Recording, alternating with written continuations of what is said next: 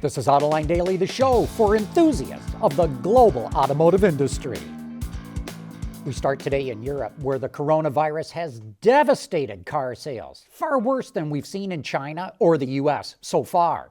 Only 4,321 cars were sold in the UK, down 97%, and they're the worst they've been since 1946, when Britain was just emerging from the end of the Second World War.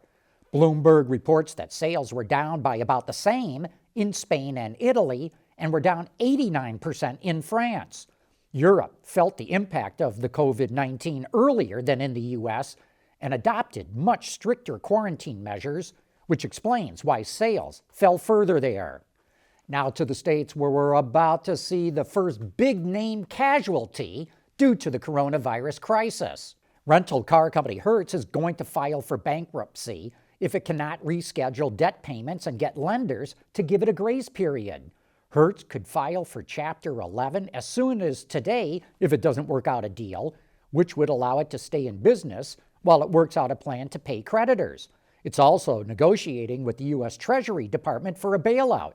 But you've got to believe that Treasury and Hertz's lenders must be wondering if the rental car business is ever going to come back. FCA and Ferrari reported their first quarter earnings this morning, and the results are dismal and amazing, respectively.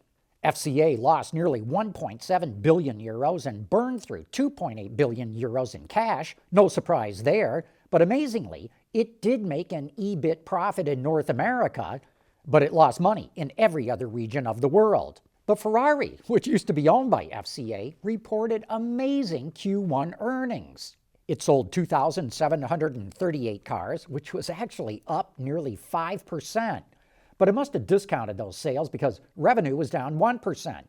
It turned a net profit of 166 million euros. Geez, you got to wonder if Ferrari can do this well when the global economy is going down the drain.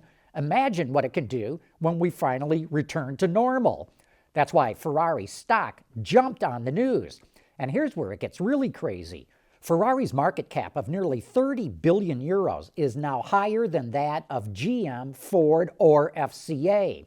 Of course, Tesla, with a market cap of $141 billion, dwarfs them all. It's kind of funny because Elon Musk tweeted out earlier this week that he thought Tesla stock was too high. The stock took a tumble on that tweet, but then came roaring back, jumping nearly $60 a share yesterday, and putting Elon right on track to earn a $700 million payout. Last week, we reported that most of the transplants in the U.S. were planning to reopen this week, but it looks like they had a change of heart. Hyundai and BMW still say they will resume production this week, but Roland Berger reports that Toyota, Honda, and Subaru pushed their plans back by another week, while Volkswagen now says it has no definite date. GM, Ford, and FCA say they'll start to reopen on May 18th, but the UAW officially says there is no restart date. Suppliers are going to have to reopen their plants before the automakers do, because as we keep pointing out, you cannot start building cars until all the parts are laid out along the assembly line. Automakers need to get their plants going to bring some cash coming through the doors again, but you gotta wonder if their dealers are in any rush to order new cars. Wards reports that last month dealers reduced their inventory by 752,000 vehicles. But because their sales rate slowed so much, they went from an average of 95-day supply in March to 120-day supply in April. There are now nearly 3.3 million vehicles parked on dealers' lots, meaning that dealers can live off their inventory for several months without having to order any new cars.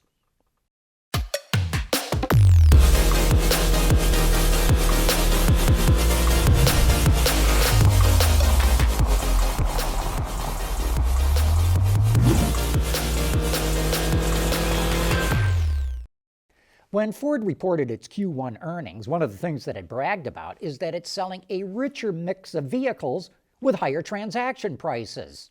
ALG, or Automotive Lease Guide, reports that new car prices in the U.S. shot up 5.7% in March, or by nearly $2,000. So how can prices be shooting up when sales are so weak? Well, here's our Autoline insight. People who buy entry-level or lower-price cars have been hit harder by the quarantines, so they're not buying much. Take out those cheaper cars and what's left has a higher transaction price. Also, commercial fleet sales are doing much better than retail. Those sales are mostly full-size pickups and vans, which have a higher transaction price than mid-market sedans. So average transaction prices are not going up because automakers are raising their prices. It's because the bottom end of the market is getting hit harder. The refreshed version of the Toyota Supra will get delayed for a couple of months because of the coronavirus. And if you think that's a fairly quick refresh on that model, it is. Most sports cars see a spike in sales when an all-new model comes out, then a big drop-off when demand weakens. Toyota wanted to avoid that drop-off by keeping the Supra as fresh as possible. Not all those changes will make their way to the BMW Z4, which the Supra is based on, and Toyota believes that will help create a separation between the two cars over time. Although Toyota still has engineers in Germany working with the folks at BMW. 400 refreshed Supras were made before the virus shut down the plant, and Toyota says those are on a boat to the U.S. right now and will go on sale in June, with other models arriving later this fall. In an effort to keep bus drivers safer, Daimler is offering this partition for its Citaro bus. The retrofit solution fits buses back to 2011 and comes in two versions, one that's closed and another with a small opening for tickets. Daimler says it's also working on a plastic version that will be easier to make, install, and fit on more models. Autoline Daily is brought to you by Bridgestone Tires. Your journey, our passion. Wow, 5 years after the story first broke, Volkswagen has still got to pay out more fines for its diesel emissions cheating. A German federal court said the company may have to pay any customer who purchased one of its diesels with emission cheating technology, but it will not have to fully reimburse them. VW reached a settlement earlier this year with about 240,000 customers in Germany that will pay them 750 million euros, but it's still facing thousands of lawsuits.